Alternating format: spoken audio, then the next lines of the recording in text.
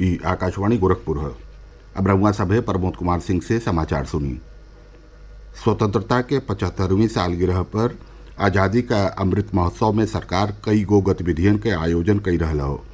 एक कड़ी में प्रादेशिक समाचार एकांश आकाशवाणी गोरखपुर खास प्रश्नोत्तरी कार्यक्रम शुरू कैले हो।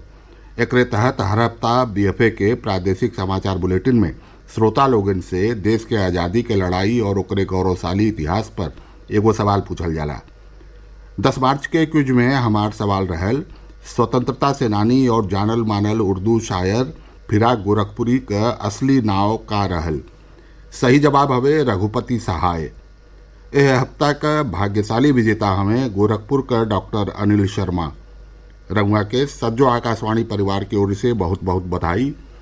अमृत महोत्सव क्विज श्रृंखला का अगला सवाल अगला हफ्ता बीएफए के श्रोता लोगन से पूछल जाई। और अब समाचार। प्रदेश में नौका सरकार के गठन बदे राजनीतिक गतिविधि शुरू हो गई हो। मुख्यमंत्री योगी आदित्यनाथ कल ही अपने पद से इस्तीफा दे चुकल हमें। एकरे सतही नया सरकार बनौले के रास्ता साफ हो गई हो। काली संझा मुख्यमंत्री योगी आदित्यनाथ अपने सहयोगियन के साथ बैठकी कैले। एकरे बाद वहाँ के राजभवन पहुँचली, जहाँ वहाँ के राज्यपाल आनंदीबेन पटेल के आपन इस्तीफा सौंपली। राज्यपाल आनंदीबेन पटेल उन्हें नया मुख्यमंत्री के शपथ ले कार्यवाहक मुख्यमंत्री के रूप में काम करत रहे के कहलिन। समाजवादी पार्टी के राष्ट्रीय अध्यक्ष और पूर्व मुख्यमंत्री अखिलेश यादव सपा गठबंधन के सज्जो नया चुनल गये विधायकन का आह्वान कैले हवें कि वो जनसेवा का जिम्मेदारी प्रभावी ढंग से निभावें। एगो ट्वीट संदेशा में श्री यादव सज्जो वर्ग खास कई के महिला लोगिन, नौजवान और श्रमिकन के प्रति विश्वास जतौले जे गठबंधन में विश्वास जतौले हवे। श्री यादव कहलें कि जनहित बदे उनकर संघर्ष लगातार जारी रही।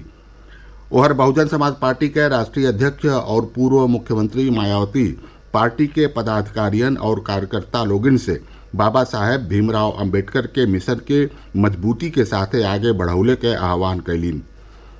वहाँ के कहली कि चुनाव का नतीजा बसपा के आशा के विपरीत हवे, बाकी ऐसे निराश होखले के बजाय हार के कारण के बारीकी से समीक्षा कैले के जरूरत हो। केंद्रीय माध्यमिक शिक्षा बोर्ड सीबीएसई 10वीं और 12वीं कक्षा के दूसरकी बोर्ड परीक्षा का तारीख जारी कर दिले हो।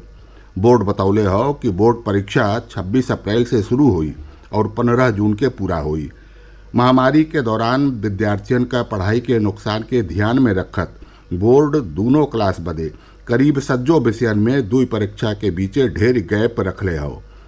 डेट शीट तैयार करत समय जेईई मेन के सतही प्रतियोगी परीक्षों के ध्यान रखल गई हो। नेपाल के 4 नागरिक यूक्रेन से भारत के रास्ता से नेपाल पहुंचल हमें। नेपाल के प्रधानमंत्री शेर बहादुर देउबा ऑपरेशन गंगा के जरिए नेपाली नागरिकन के वापस ले अले में सहयोग करे बदे प्रधानमंत्री नरेंद्र मोदी और भारत सरकार के धन्यवाद दिले हमें। ओहर ऑपरेशन गंगा के जरिए यूक्रेन से विद्यार्थियों के एगो औरियो समूह काल ही भिन्न ही भारत लौटल। सूचना और प्रसारण मंत्री अनुराग ठाकुर नई दिल्ली में हवाई अड्डा पर यह विद्यार्थियों के अगवानी कैले। ट्वीट में श्री ठाकुर कहलें कि सरकार यूक्रेन से सज्जो भारतीय नागरिकन के सुरक्षित वापसी बदे प्रतिबद्ध हवे। सूचना और प्रसारण सचिव अपूर्व चंद्रा एआईआर इंस्पेक्शन मैनुअल जारी कैले हमें। ई पुस्तिका निरीक्षण से संबंधित नियमन और विनियमन का संकलन हवे। ई निरीक्षण के कई गो पहलुअन और तकनीक पर क्षेत्रीय इकाइयन और निरीक्षण स्टाफ बदे उपयोगी हुई। यह मौका पर प्रसार भारती के मुख्य कार्यकारी अधिकारी शशि शेखर वेम्पटी, आकाशवाणी के महानिदेशक और आकाशवाणी समाचार के प्रधान महानिदेशक बेणुधर रेड्डी, दूरदर्शन के महानिदेशक मयंक अग्रवाल, प्रसार भारती का सदस्य वित्त डीपीएस नेगी और सूचना प्रसारण मंत्रालय के औरियो सीनियर अधिकारी मौजूद रहलें। रेलवे यात्रियों के राहत देत जुड़ते प्रभाव से रेलगाड़ियन में कंबल, चादर और पर्दा के आपूर्ति पर लागल रोक हटौले के फैसला लेले हवे। ई रोक कोविड महामारी के नाते लगावल गई रहे।